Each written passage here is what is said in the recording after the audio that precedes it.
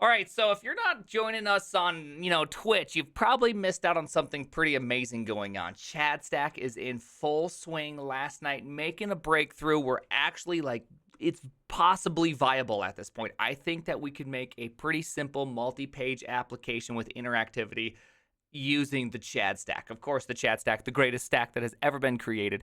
Cobalt, Haskell, Alpine.js, and Docker. Yeah, the D's a little weak in CHADstack, but every Chad, sometimes has a hard time, with the D. Anyways, so the first thing we were working on is this thing right here, Cobalt on Wheelchair. It's a beautiful product, okay? Some of these commits are from 10 years ago, okay? 10 years ago. They've been really working on this thing for quite some time. And it allows for this CGI interaction with Cobalt. So I'm like, okay, I could use that. And then number two, I could drop the Apache requirement and just use Haskell to do my CGIing. Well, there was a problem with it. Hey, flashbang warning. And this is my testing browser, so suck it. So this thing kept happening with Haskell where the first item in the path that I'm, highlighting up there would be dropped from the path and used as the script name. And then the rest of the path would be the path. You can see right here, I am not in the index file. My path is /22/11. I'm not in the index. My new path is this. So how did I accomplish that? Well, in Haskell, there was no way there's no editing right here. I couldn't do anything about this. This is just how the CGI stuff works. I couldn't figure it out. I'm terrible at Haskell. I've never really done any Haskell. So I figured I could probably do it in Cobalt. And that's exactly right. So one of the first things I found in the old Cobalt was this. This is all the CGI environment variables. This little X here, that means it's a new byte array of size 20. Very shocking. I was not prepared.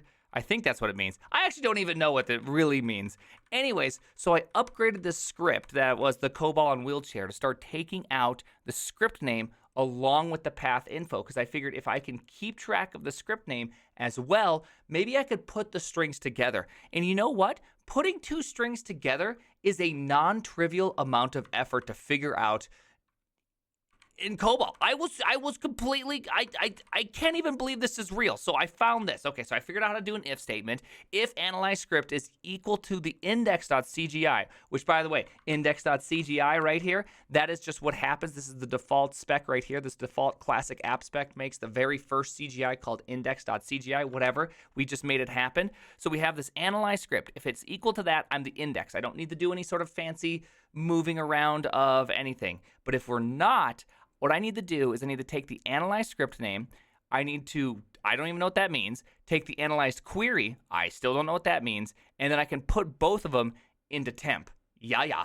And then end the string. This actually creates a concatenated string out of two strings. I had to make sure that temp query was big enough to be able to house both of these. And then I can move my temp query into my analyzed query, and then from there I can go through all my routes and try to find where to put it in, baby. The CHADstack is alive. So how does it actually work? How does this actually work? So there's this weird little word called nroutes, which of course we ended up finding up here, which is just pretty absurd. Hold on, where are you?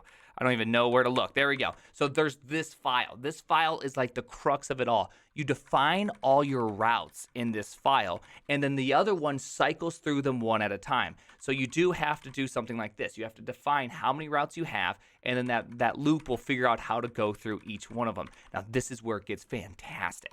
So how does that work? There's this controllers file. This right here is show sum. Show sum, I could probably just generate this because this, based on the URL, which was show sum, some sort of argument, value 1, value 2. What I could do is I could generate all that because you'll see right here that we have, it calls this cow template show sum.cow. So when we do that and we go down to, where is it? Views, show sum, you'll notice that I was able to call and even produce JavaScript with number 1 and number 2, which is the variables that we had up in the URL. And there we go. This actually gets templated in. And if you go over here and look, because I'm really stupid and this obviously is a problem right here, the query selector, that can't be happening. But nonetheless, there's 22, there's 11, there's 22, there's 11. We got it working. We can make this work, but that's not good enough, okay? I need to make this file-based routing, right? That's what all the cool kids love, is file-based routing. So this is what I'm thinking. If we had a folder called pages, inside pages we had show sum. Inside show sum, we had value, like a colon, value 1, that'd be the name of it, colon value 2, that would be the name of it. Then we have this index.html where you can just write your HTML. What's going to happen is that it's going to use that whole file-based routing to actually produce the required controller that then passes in the variables, and then use this as your template, create the template, compile the Cobalt program, and boom, we have something running. That means our little file right here, we execute downhill to get sweet Cobalt, and then we can run our Haskell server. But the best part is right before we do that, when we're up in here, we actually have to go to the CGI bin, and every single route needs to be symlinked over. So I'm going to create this just amalgamation of just terribleness. It's just so ugly. I can't believe it's actually going to work, too. The best part about this is that you can actually create something with this. It's actually going to work.